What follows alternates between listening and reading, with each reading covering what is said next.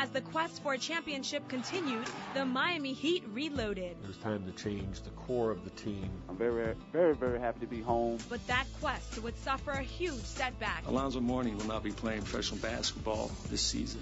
Through the struggles came new light. The Miami Heat select Caron Butler. And the light shined even brighter. Oh, what a play! He's Superman!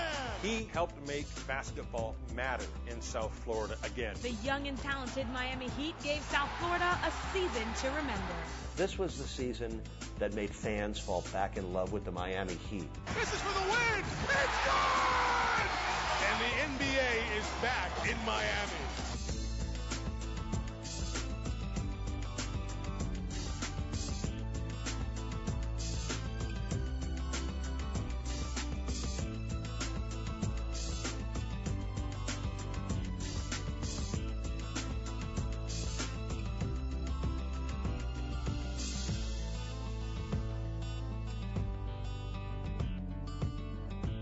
Welcome to Inside the Heat. Hello again, everyone. I'm Eric Reed. We continue our celebration of 20 years of Heat basketball with episode number 5 in this special 6-part series.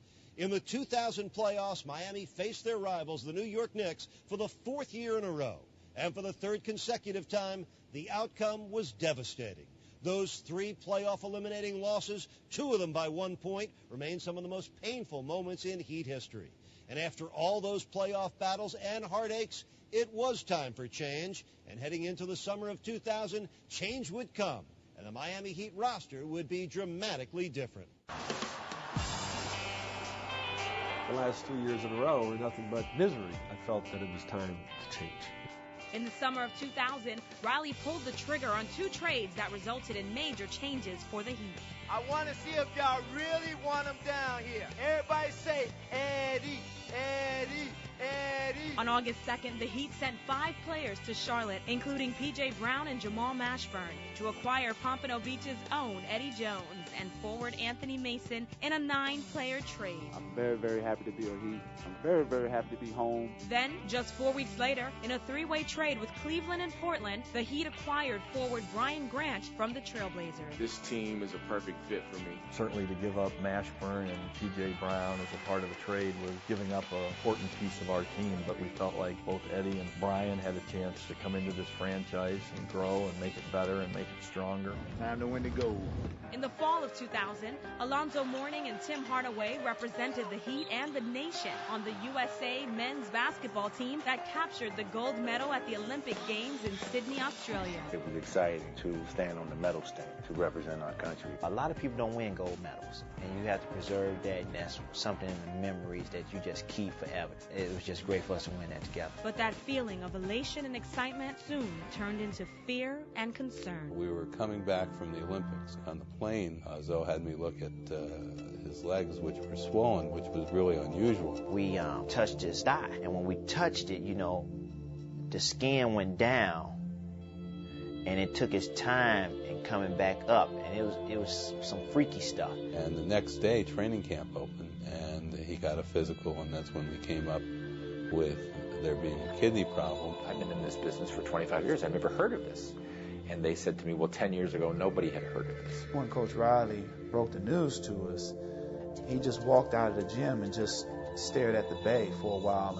And I had never seen Coach Riley do that. I remember getting on my knees, truly surrendering and what's really going on. And good evening, everyone. The announcement leaving South Florida and Heat fans everywhere stunned. Affanso Anglin will not be playing professional basketball this season. The diagnosis by pathology was something called focal glomerular sclerosis. This is a disease in which the filters of the kidney leak protein into the urine. If you continue to leak large amounts of protein into the urine for a long period of time, eventually you would need dialysis or a transplant. The main objective is to get me healthy, possibly do the thing that I know and love, and that's the game of basketball. My first thing is he going to be alive?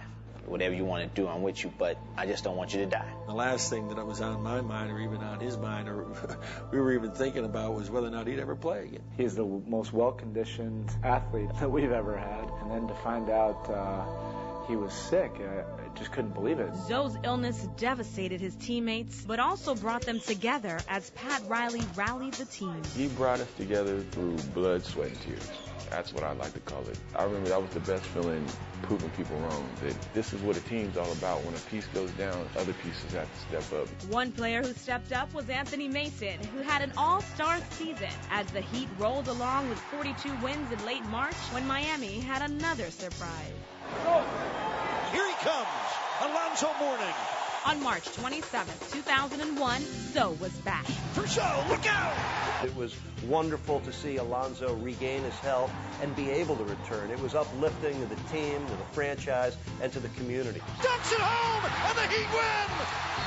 The word warrior don't do justice. The words passion don't do justice. It just doesn't describe how committed Alonzo is, just refuses to be stopped by any challenges. Miami finished the 2000-2001 season with a 50-32 record and made it to the NBA playoffs. In the first round, the Heat faced the Charlotte Hornets, meeting face-to-face with former Heat players. It was like coming home to play against your family, so it was a very, very tough situation. The Heat suffered their worst playoff losses in franchise history, losing by 26 points each night at home. Everything that we tried to throw at them, they would counter it, and they had to answer it. Jamal Mashburn averaged 25 points in the Hornets' first 2 wins. Oh, my! Mashburn again! In Charlotte, the Hornets won Game 3 by 15 points, 94-79, and swept Miami right out of the playoffs in the first round. Probably the ugliest playoff series in franchise history. Nothing went right. The wrong matchup at the wrong time.